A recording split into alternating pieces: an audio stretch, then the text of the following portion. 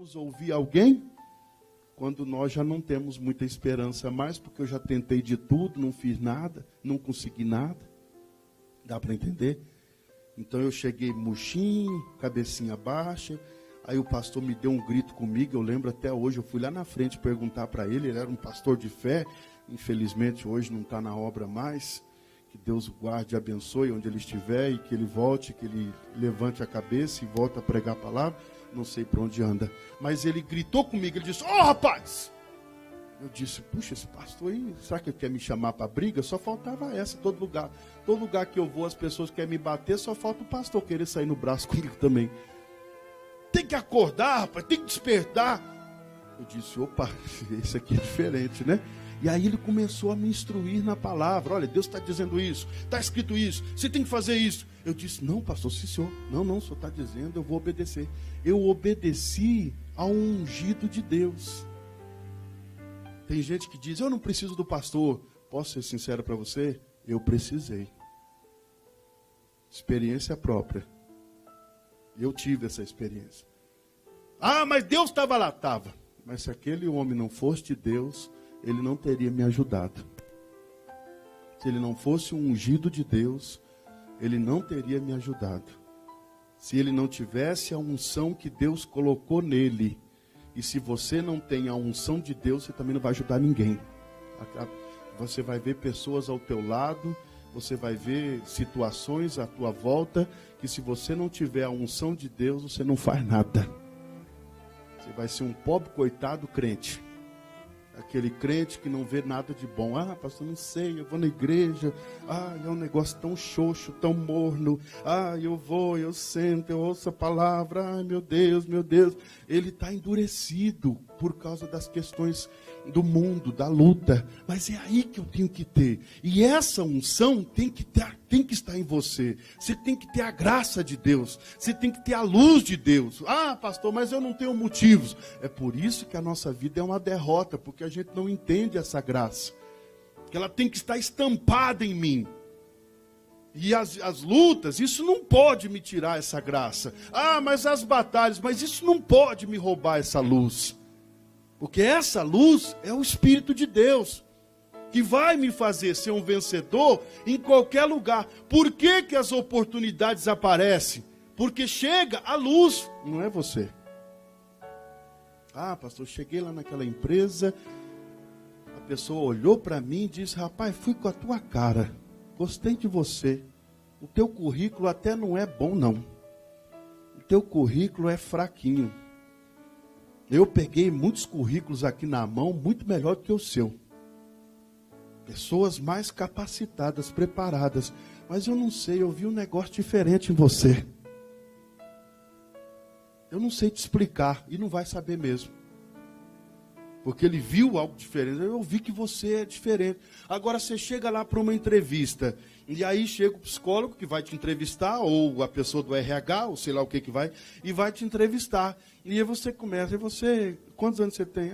Tenho 25. Como é que é o seu nome? Meu nome é fulano.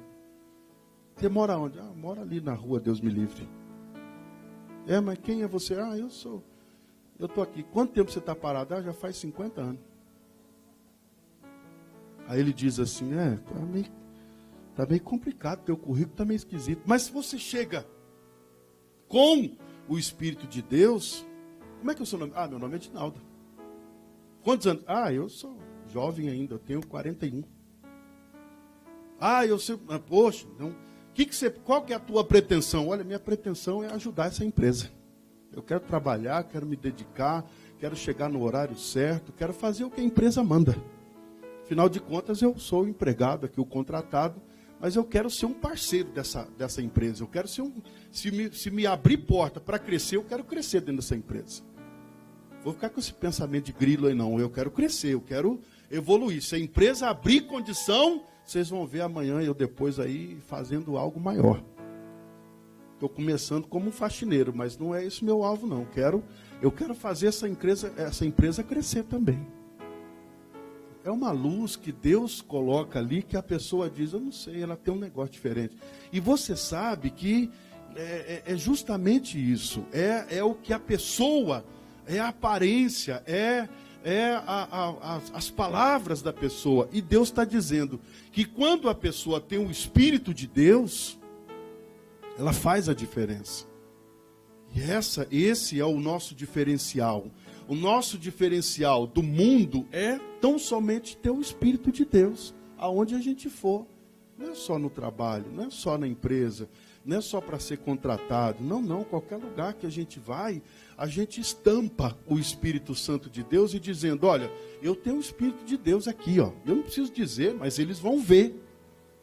E se nós somos considerados os cristãos, o mundo está procurando qual é a diferença de um cristão para um perturbado. E às vezes, infelizmente, não se vê muita diferença, porque, pastor, o cristão lá é pior do que o Satanás. Pensa num cara perturbado, pensa num cara difícil. O cara na empresa é um orgulhoso. O cara no meio do povo, ele é o santo, ninguém toca. Ele é o diferente, ninguém conversa com ele. Você vai conversar com ele, ele quer te maltratar. Meu irmão, está tudo errado.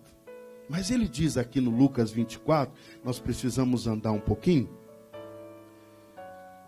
Aqui algumas qualidades que Deus espera de mim e de você para fazer a diferença. Lá no Lucas 24, no versículo... Começa no 13, mas não dá para a gente ler tudo não, é muita coisa. É o 13 aqui. Está falando dos meninos no caminho de Emaús. Esses dois discípulos aqui no caminho de Emaús, eles talvez sejam um retrato daquilo que muitos hoje estão sendo. Claro que não é o meu caso, o teu caso, porque nós estamos ouvindo a palavra e nós estamos aqui para aprender. Eu estou dizendo de cristão aí fora que ainda não despertou para a palavra. E aqui a gente vê que nesse caminho todo, foram 12 quilômetros, diz a palavra. Nesses 12 quilômetros, pastor, é longe, hein? É. 12 quilômetros. Foi a caminhada dos discípulos, nesse caminho de Emaús, junto com Jesus. E nesse caminho, irmãos, você vê dois discípulos, dois crentes, desanimados com tudo que tinha acontecido, indo embora para casa. Emaús quer dizer águas quentes. Saíram de Jerusalém, que quer dizer casa de pão, e foram para as águas quentes. Isso aqui depois você pode estudar, deve ter alguma revelação para você aí. Mas não é esse o meu ponto aqui. Mas você vê que eles saíram desanimados, desiludidos, dizendo, olha, Jesus falou, ensinou, mas talvez não fosse esse que a gente esperava. Talvez ainda vai haver outro. Ele foi um grande profeta nas suas palavras, nos seus atos, mas parece que isso não é muito diferente, qualquer um pode fazer. Ele fez o que fez, mas talvez qualquer profeta que apareça dizendo que é profeta também faz, então não teve muita diferença. E isso na cabeça dos discípulos descendo no caminho de Emaús. Eu vou ler um pouquinho aqui, mas nós vamos ter que pular para a gente entender a mensagem. No Lucas 24, 21. E nós esperávamos que fosse ele o que remisse Israel. Mas agora, com tudo isso, é já hoje o terceiro dia desde que estas coisas aconteceram.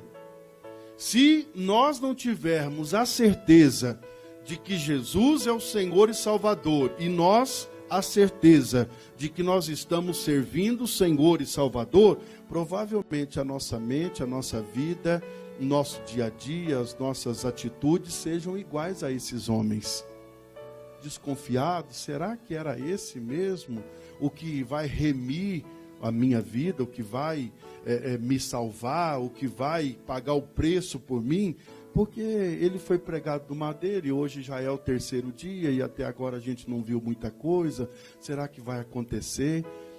E essa certeza aqui é a certeza de que eu preciso ter. Não, Jesus é o meu Senhor, é o meu Salvador, é Ele que me orienta, é Ele que me dá a direção. Por quê? Porque o Espírito dele tem que ser uma certeza que eu tenho. Porque, afinal de contas, não é dizer que eu tenho o Espírito de Deus, mas eu vou ter que fazer o que uma pessoa que tem o Espírito de Deus faz. Porque Ele me ungiu. para pregar as boas novas.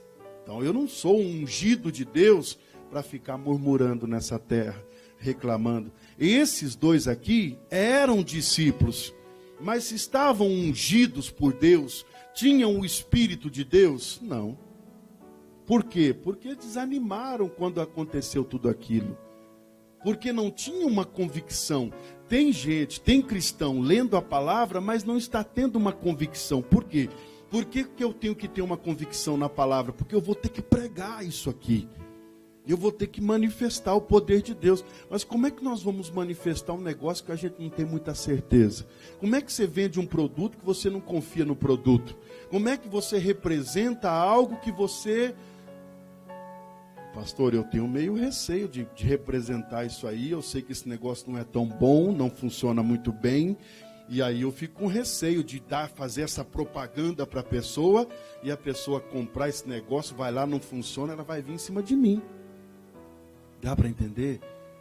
Quem tem o Espírito de Deus, ele só tem essa certeza. O Espírito de Deus está sobre mim. Não é pelo que está à minha volta, não é pelo grau de dificuldade, não é por causa das lutas, não é por causa de um mundo corrompido. O Espírito de Deus está sobre mim e pronto. E eu vou agir como uma pessoa que tem o Espírito de Deus. Não é porque o mundo está corrompido, mas eu não vou estar corrompido. Não é porque o mundo está desviado, eu não vou estar desviado. Eu tenho que ter uma certeza, porque a minha salvação depende dessa certeza. A minha vitória nessa terra corrompida depende dessa certeza. Eu vou ter que manifestar o poder de Deus. Eu não vou ter que ser um crente religioso, bonito, de terno e gravata, que vai cruzar os braços e vai deixar esse Espírito trabalhar. Não. Se o Espírito de Deus está sobre mim, Deus vai trabalhar através de mim. Porque senão não vai dar certo. Ai, pastor, eu estou esperando. O Espírito de Deus não está sobre você. Ele te ungiu, te preparou, te capacitou, te dá poder, te dá autoridade. Mas se ele não está sobre você, você não consegue fazer nada disso do que ele já mandou você fazer. Você está vendo aqui 2 cristãos, você está vendo 2 discípulos aqui, que Jesus foi pregado no madeiro, eles abandonaram. Vamos embora para casa, vamos desistir disso aí, a gente até que bem tentou, mas não deu certo. Mas vamos voltar a fazer o que a gente fazia. Nós plantávamos tomate, vamos voltar a plantar tomate, porque esse negócio de ser discípulo não deu certo. A gente não teve um sucesso nisso, porque enquanto Jesus estava com a gente, era tudo mil maravilhas. Mas agora, pregado no madeiro, colocado num sepulcro, a gente não tem mais esperança, vai fazer o que da vida? Vamos voltar a plantar tomate. Por quê? Porque foi bonito enquanto durou. Foi bonito, a gente viu Jesus multiplicando pães, peixes, salvando, curando o Bartimeu, a mulher hemorrágica, não sei quem. Puxa, mas que bonito. Mas agora foi um sonho que acabou. Foi uma coisa bonita, mas agora a gente não tem mais o que fazer. Coitado, morreu de uma forma trágica. Meu Deus, quem é que morre desse jeito? Dá para entender? Se a gente não tem a certeza de que o Espírito, Jesus deixou bem claro, eu vou para o Pai, mas eu vou rogar ao Pai que Ele mande o Espírito dele consolador sobre a tua vida. E aí, vocês com o meu Espírito vão ser os meus representantes na terra. Vão manifestar o poder, vão levar a sério a minha palavra.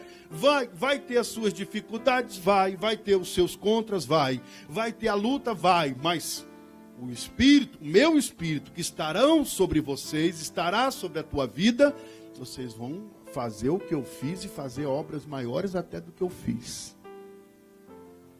Veja se isso aqui não é uma questão de se despertar. Porque tem cristão igual esses 2 no caminho de Emaús. Desenganados, decepcionados. Vamos voltar para casa. Não há o que se fazer.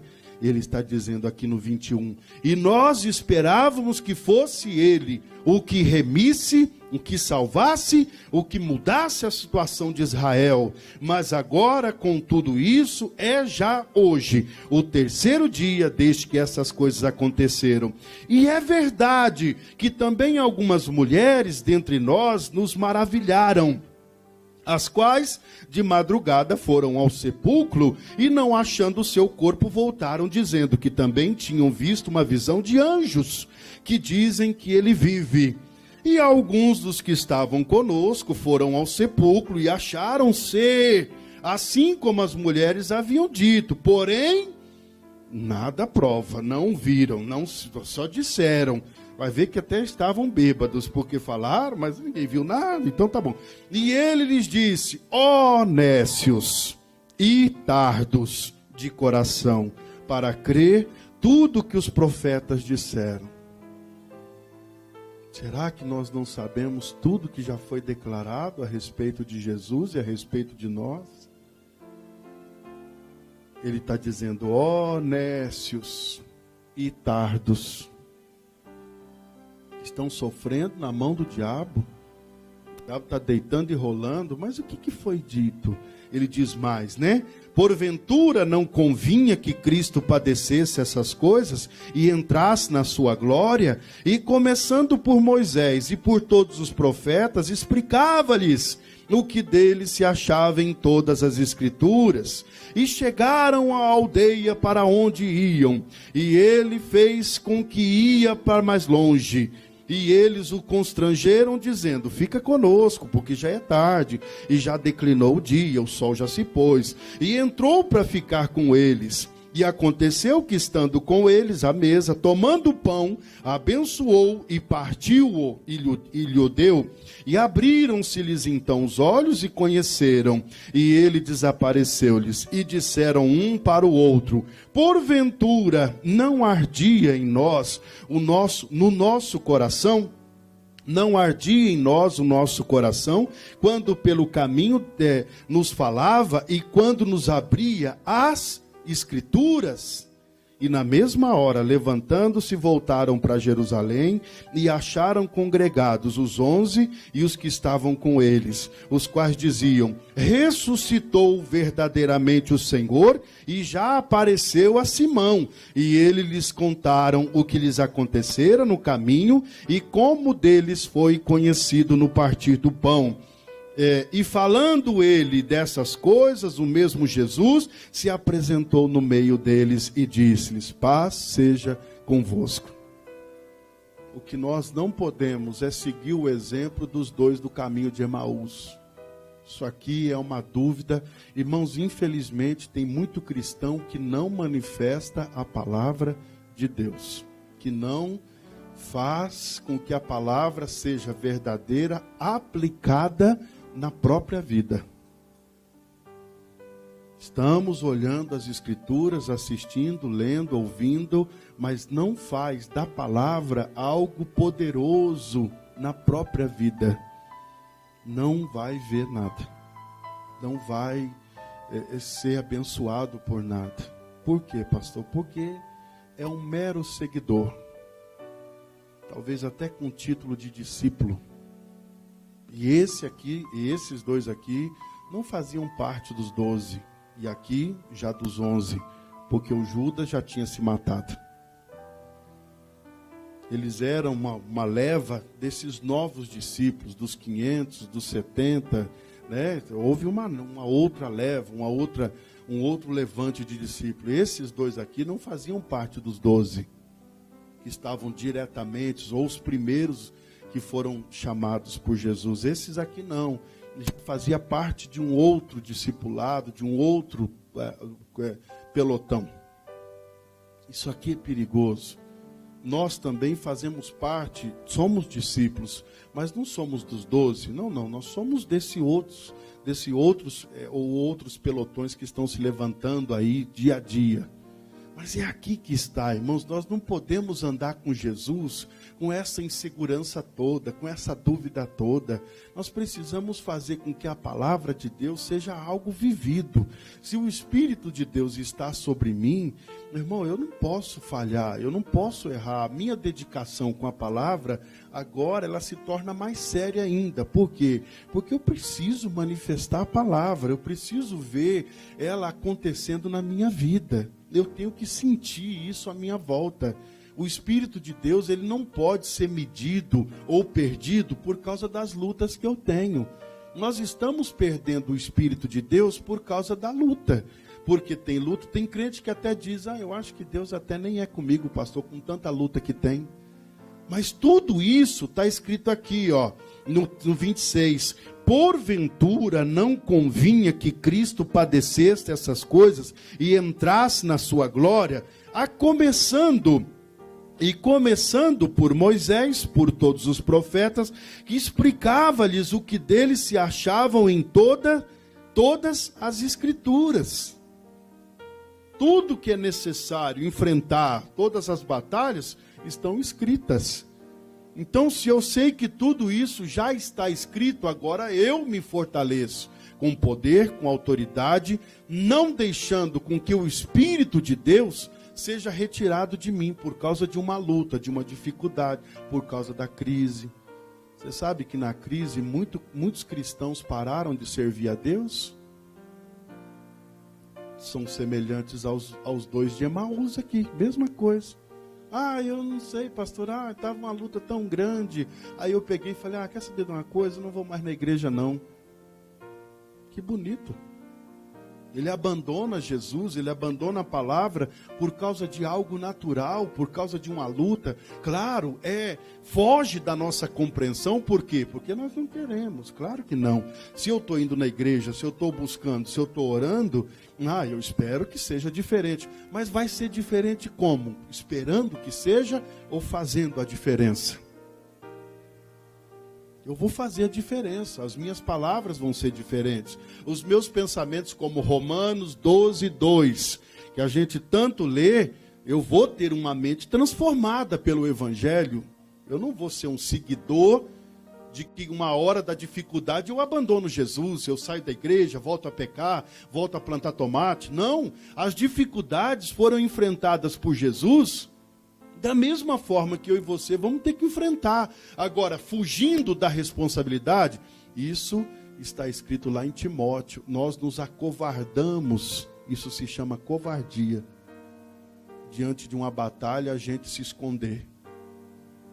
Porque sabe como você é reconhecido no céu? Como um guerreiro, como um vencedor. Sabe por que o diabo tem medo de você? Porque você faz uso da palavra. Por isso que ele teme a você. Mas se você não faz uso da palavra, não tem o porquê ele te temer. Não tem o porquê ele te respeitar.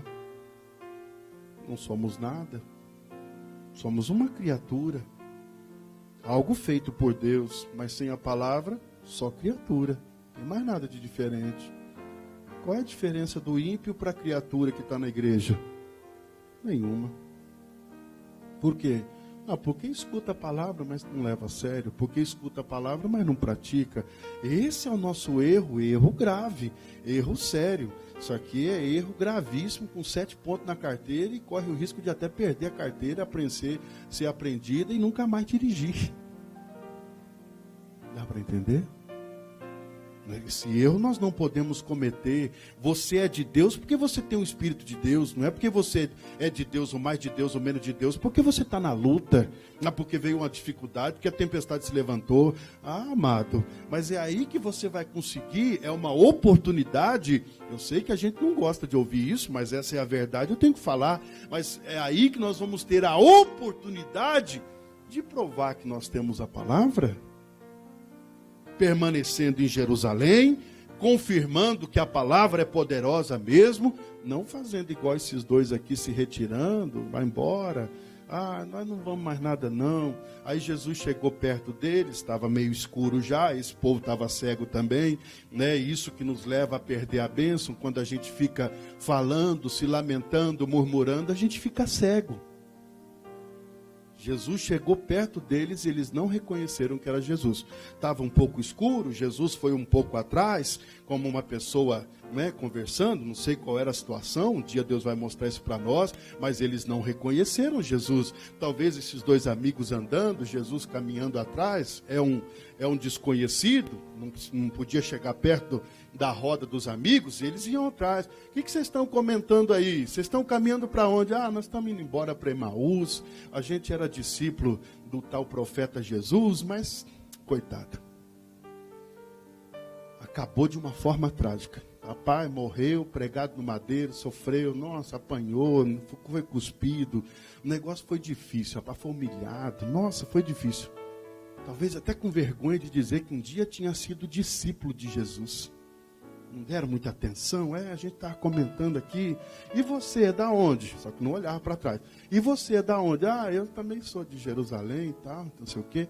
Então, mas aí ele foi ouvindo, e Jesus foi pregando para ele. Não, mas esse, né, ele está dizendo aqui, né?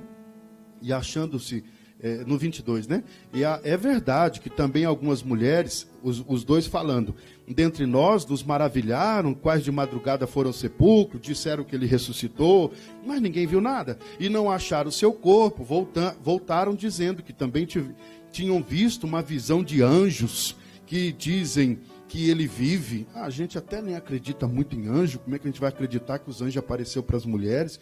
E alguns dos que estavam conosco foram ao sepulcro, acharam ser assim como as mulheres haviam dito, mas também não viram nada. E aí você vai vendo que ali a história de pessoas que não estão vivendo a palavra. E aí você vê Jesus abrindo a palavra, mas veja bem, vocês têm que prestar atenção, mas isso tudo era necessário que acontecesse. Não foi isso que ele explicou durante 3 anos para vocês? De fato, ele sempre falou que ele tinha que padecer e ser pregado no madeiro, que ao 3º dia ele iria ressuscitar, mas nós temos as nossas dúvidas, né? Aonde está escrito isso? Quer ver? Lá no livro de Mateus 16. Não, aqui em Lucas mesmo. Vai aí que depois eu vou lá em Mateus.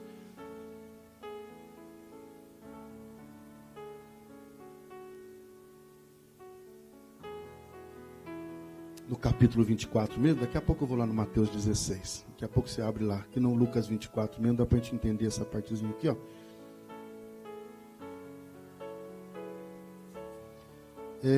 No versículo 36, dá para a gente pular essa parte, senão você não vai entender nada. Lucas 24, 36. E falando ele essas coisas, o mesmo Jesus se apresentou no meio deles e disse-lhes: paz seja convosco. E eles, espantados e atemorizados, pensavam que viam algum espírito. E ele lhes disse: por que estáis perturbados? E por que sobem tais pensamentos ao vosso coração? Vede as minhas mãos e os meus pés, que sou eu mesmo.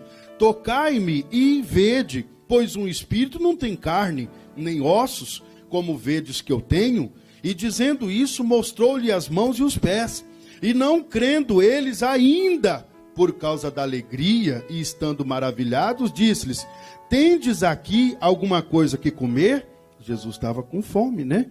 Então eles apresentaram-lhe parte de um peixe assado e um favo de mel. Quem gosta de peixe com favo de mel? Puxa, que negócio estranho, vocês não gostam? E o que ele tomou e comeu diante deles. Olha o 44. E disse-lhes: são estas as palavras que vos disse, estando ainda convosco. Convinha que se cumprisse tudo que de mim estava escrito na lei de Moisés, nos profetas e nos salmos. Tudo isso está escrito. Estava escrito. Ele disse: olha, não foi isso que eu ensinei vocês? Será que nós estamos guardando os ensinamentos de Jesus, amados? Se nós não estamos guardando, é por isso que não está funcionando, não está dando certo, a gente não está tendo tudo que a palavra fala. Porque ele disse para os discípulos, qual é o espanto? Eu não falei que eu ressuscitaria ao 3º dia? Vocês estão espantados por quê? Parece que tudo que foi ensinado, mostrado, hoje nós temos um grande espanto. Ai, pastor, não sei, eu acho que ser curado, eu acho que é difícil, não dá. É para alguns prosperar, também não dá, por causa da luta, da crise, do mundo, da corrupção, das pessoas. É aí, cristão, que você mostra o teu valor. É aí, cristão, que você mostra a tua diferença, que você é diferente. É aí que, através da fé, as tuas palavras não são iguais às palavras dos perdidos que não conhecem Jesus. É aí, cristão, que entra você fazendo a diferença. Esta é a oportunidade que eu tenho, que você tem, para a gente fazer a diferença. Porque o mundo está desanimado, mas nós que somos de Deus temos o Consolador, temos o guardador, temos o protetor, temos o Senhor. Nós temos tudo aqui. Então eu não tenho que, pastor, mas é a crise. Olha, desde quando eu me conheço por gente, eu ouço falar de crise. Essa foi pesada, mas eu sempre ouvi falar de dívida externa. Eu sempre ouvi falar que o Brasil deve uma dívida aí que não pode ser paga nunca. Eu sempre ouvi falar isso. Crise, eu sempre ouvi falar. Lembra nesses planos que os governos entram aí? Eu lembro de um que arrebentou uma galera aí, há um tempo atrás, não posso falar nomes, porque, deixa para lá também, que não tem nada a ver com o nome de ninguém. Teve a mudança do plano, arrebentou uma galera, catou. O meu avô tinha um dinheirão guardado no banco, coitado, fez um plano lá, caiu, recebeu lá um negocinho. Meu avô plantava, tinha aquelas plantações, milho, ele plantava arroz, plantava milho, plantava todo o dinheirinho dele, ele corria colocar no banco, ele vinha do sítio, o sítio que ele tinha não tinha água encanada, não tinha luz, não tinha nada, ele vinha de cavalo, longe, barbaridade, para depositar na cidade o dinheirinho. A minha avó fazia uns queijos gostosos, ele vendia aqueles queijos, dinheirinho no banco, dinheirinho no banco, dinheirinho no banco. Um dia, meu irmão, entrou o plano tal e trocou a moeda, virou um saravá e negócio. Foi lá ver, tinha umas quirelas lá. Ele falou o quê? Deixa eu pegar esse dinheiro e comprar uma casa na cidade antes que come tudo. Correu, comprou a casa na cidade. Foi o que o dinheirinho dele deu, que ele depositou uma vida inteira. E ele era, mineirinho. Era seguro, não gastava com nada, porque tudo produzia no sítio, então tudo depositava. Então a gente sempre ouviu falar disso, mas não é isso agora que tem que me... Claro, é um momento delicado, claro que é difícil, quem está dizendo que não é? Mas eu estou dizendo que é aí que eu entro com a palavra, porque tudo que eu ouvi dos profetas, de Moisés, dos Salmos, de tudo que eu ouvi na palavra, puxa, hoje em dia tem que fazer algum significado para mim, tem que ter algum significado, tem que ser uma coisa que eu leve mais a sério, ele está dizendo aqui, né? E disse-lhes, são estas as palavras que vos disse, estando ainda convosco. Convinha que se cumprisse. Meu irmão, se a palavra de Deus tem que se cumprir, você também tem que cumprir o teu poder que ele disse que te deu. Se a palavra de Deus vai se cumprir, ele ainda disse lá que as aflições ainda vão aumentar. Nos finais dos tempos, multiplicarão os pecados, multiplicarão as afrontas, serão perseguidos pelo meu nome. É uma realidade que eu acredito que poucos não estão aguentando. Por quê? Porque tudo que Jesus disse não fez muito sentido ou não faz muito sentido. Pastor, eu não sei, eu até não entendo nada que a palavra fala, porque... mas está escrito, está tudo escrito. Está escrito, o Apocalipse já disse como é que vai acabar, do que jeito que vai acabar. Só o dia e a hora que a gente não sabe, ele não revelou isso para ninguém. Perguntaram para Jesus, Jesus disse, nem eu sei. Eu só vou saber na hora que Deus falar, vai. Sim, senhor. Segundos, num piscar de olhos, acaba tudo. É o que diz. Não vai dar tempo de descer do telhado, não vai descer tempo de correr e falar, mãe, entrega a tua vida agora, o negócio pegou, Jesus está voltando, vai agora. Se a gente teve 30, 40, 50 anos para falar isso, não falou, com 2 segundos, 1 segundo, 1 minuto, não vai dar tempo. Não vai ser assim a palavra. Mas está tudo revelado já. A gente que tem dificuldade em aceitar, em entender, em querer entender, mas está tudo aqui já. Esse é o problema. Se Jesus preparou aqueles discípulos para a morte dele, meu irmão, eles tinham que estar preparados. Se Jesus preparou eles para depois que ele morresse, fosse pregado no madeiro, saísse pregando, eles tinham que estar preparados, irmãos. Se Jesus me prepara, te prepara para pregar as boas novas, ele nos ungiu para isso, ele nos capacita. A unção de Deus aqui é o necessário para você ir. A unção de Deus aqui é o necessário para você fazer a vontade de Deus. Você quer fazer? Quero. Então você está ungido para fazer. Então agora eu vou fazer. Por quê? Não, porque tudo que eu preciso, a unção de Deus me capacita a fazer.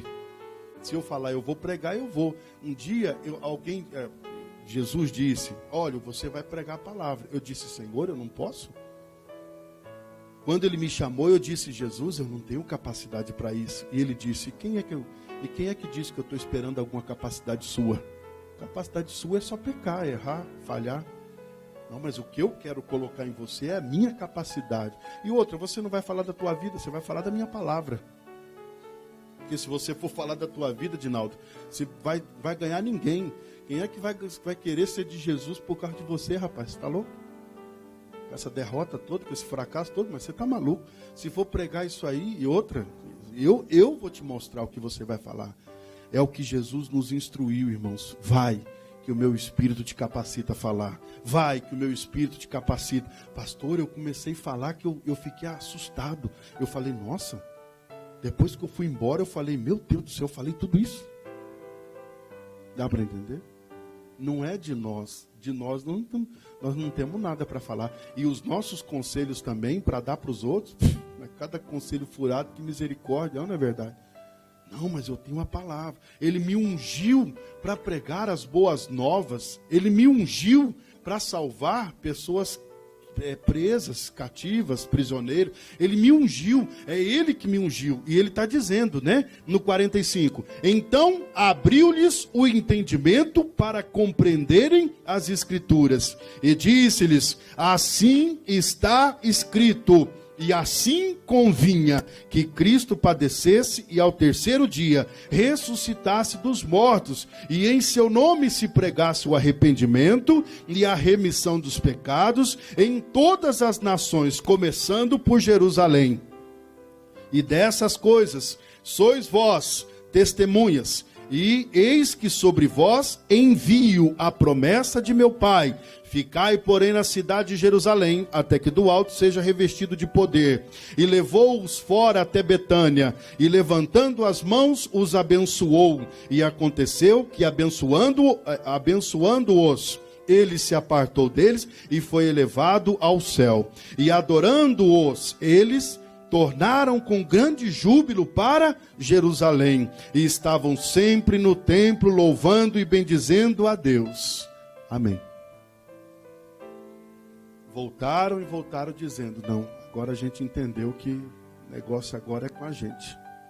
Ele vai nos dar poder para entrar, vai nos dar poder para isso, vai nos dar poder para aquilo. Aí eles ficaram em Jerusalém, até que foram batizados com línguas repartidas de fogo. Atos capítulo 1, Atos capítulo 2 fala isso. E aí foram batizados com o Espírito Santo, as línguas repartidas de fogo. Aí separaram de 2 em 2 e saíram pregando o Evangelho. Aceitável ou não, mas foi o que foi mandado. Ah, pastor, as pessoas não querem, mas Jesus mandou pregar, eu tenho que pregar. Ah, mas a luta está grande. Ah, isso até faz parte do ministério. Ah, mas a perseguição. Perseguição é um negócio. Se você chega num lugar, aquele lugar tem uma mentira, aquele lugar, aquela pessoa foi enganada. Você vai ter que chegar lá e fazer o quê? Pregar a verdade. Vai ter rejeição, vai ter levante, vai ter questionamento. Ah, isso é normal, é. Teve questionamento para a gente se converter. Um dia, para deixar as trevas e vir para a luz, a gente se questionava. Então, se você quer pregar a palavra, vai ter as rejeições, vai ter as perseguições. Ah, meu irmão, claro que vai. Aquela pessoa foi ensinada a vida inteira que idolatria era o certo. Aí, de repente, você chega e diz, não, idolatria não é o certo. Isso aí desagrada a Deus, isso aí te complica, isso aí atrai maldição. Atrás de cada imagem dessa tem um demônio. Ah, nossa, mas claro que você vai ter rejeição. Claro que a pessoa vai se levantar. Claro que a princípio ela não vai concordar. Mas aí, ela se interessando porque você falou a verdade, ela vai querer um esclarecimento. Mas como? Então me explica, então me mostra. Aí você pega a palavra e diz, está escrito aqui, ó. Jesus disse isso, isso, isso, isso aqui não agrada a Deus. Com toda a paciência do mundo, é o que falta para o crente, é a paciência. O que falta para o crente é um fruto do Espírito chamado paciência. O que falta para o crente é um fruto do Espírito chamado longanimidade. Ele é longânimo. A pessoa diz, não, porque não sei o quê. Ele já quer sair no braço com o cara. Não, espera aí, seu perturbado. Você não quer escutar o que eu tenho para dizer, então vamos sair no braço. Não, você é longânimo. Jesus foi. E esse é um fruto de um pregador. Você ser questionado faz parte. Questionavam até Jesus. Ameaçavam Jesus. Isso é normal. Mas você dá serviço de Deus e você tem uma convicção, você tem uma certeza, o Espírito de Deus está sobre você, você não vai se corromper, também não vai sair daquele caminho de palavras. Não, pastor, Jesus me chamou e eu quero seguir aqui. Dá para entender? Quem entendeu a palavra? Precisamos dos frutos do Espírito, né? Longanimidade, paz, alegria. Você tem que pregar a palavra com alegria. Ah, mas está meio doendo aqui. Não, mas você está pregando a palavra, tem alegria. Ah, essa doença vai embora. Essa enfermidade não fica aí, não. Esses frutos do Espírito aqui, falta na vida do crente. E se ele não tem paciência, como é que ele vai aguentar ser questionado? Quando você falar, Deus é o seu Salvador. Por quê? Claro, tem os porquês. E quando você vai pregar a palavra, tem um montão de porquê. Eu mesmo, quando eu ia para a igreja as primeiras vezes, os primeiros passos, eu queria saber por quê. É igual aquele filho que está crescendo, né? Você diz, não pode enfiar o dedo nessa tomada. Por quê? Não pode comer isso. Por que não pode? Não é verdade? O filho questiona o pai, por que não pode? Por que eu não posso fazer isso? É igual você falar para o pecador, você não pode fazer isso. Ele vai saber por quê. E é aí que você entra com a palavra. Olha porque está escrito na palavra. Olha porque Jesus está dizendo que você pode se prejudicar por causa disso aí. E aí o pregador, o anunciador das boas novas, quando eu falo o pregador, não é pastor, só o pastor não, irmão. É você que tem que pregar o evangelho também. Ele está dizendo que todo mundo é para pregar o evangelho. Você foi ungido para anunciar as boas novas. Você foi ungido. Você foi ungido. Diga, eu fui ungido. É o que a Bíblia fala. Isso aqui não é um papel só do pastor. Não, isso é um papel seu na tua casa, na tua família. Você foi ungido. A unção de Deus, ela te prepara para tudo, para pregar. Você não tem que ser truculento com o evangelho.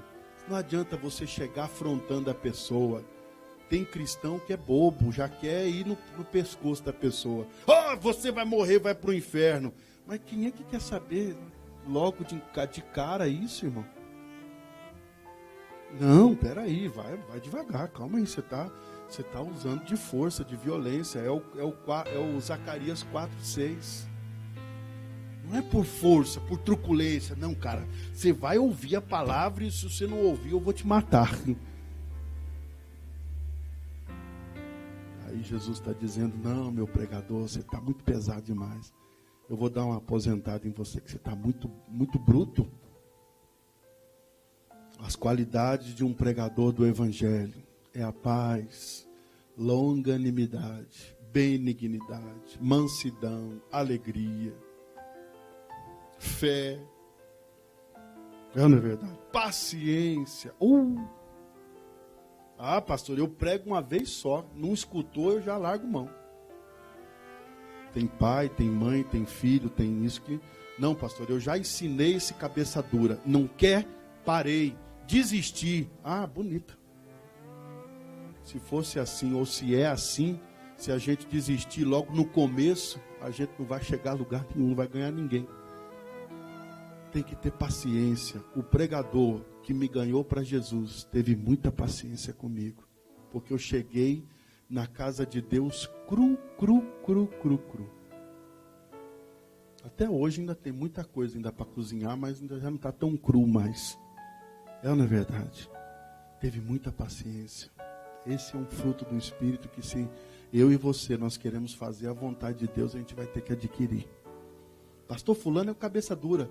Também, um dia a gente também foi. Mas fulano... Não, mas eu vou ter paciência com ele, eu vou devagarzinho.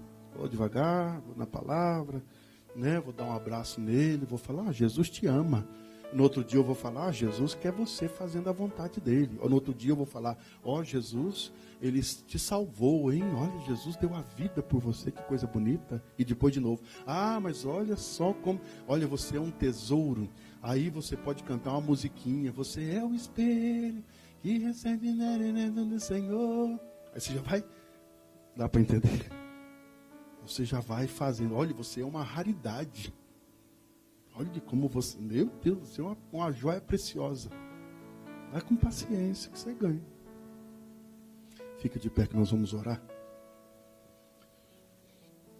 Meu irmão, esse capítulo 24 de Lucas, leia em casa.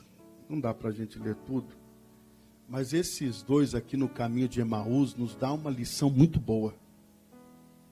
Eu não quero ser esses aqui, que diante de uma situação difícil, claro, Jesus foi pregado, ai meu Deus, mas isso aqui mostra uma incredulidade muito grande com a palavra. Ele disse, olha, mas não foi isso que eu preguei durante 3 anos para vocês, eu não falei para vocês, os profetas não falaram, o Moisés não falou, os Salmos não falou, ou seja, tudo isso está escrito na Bíblia, desde o começo da Bíblia, está dizendo que um dia ia vir o Salvador do mundo, ia ser pregado no madeiro, ia morrer, os teus pais pregaram isso, os teus avós pregaram isso, os teus bisavós, os teus tataravós, os seus não sei o que avós, pregava isso.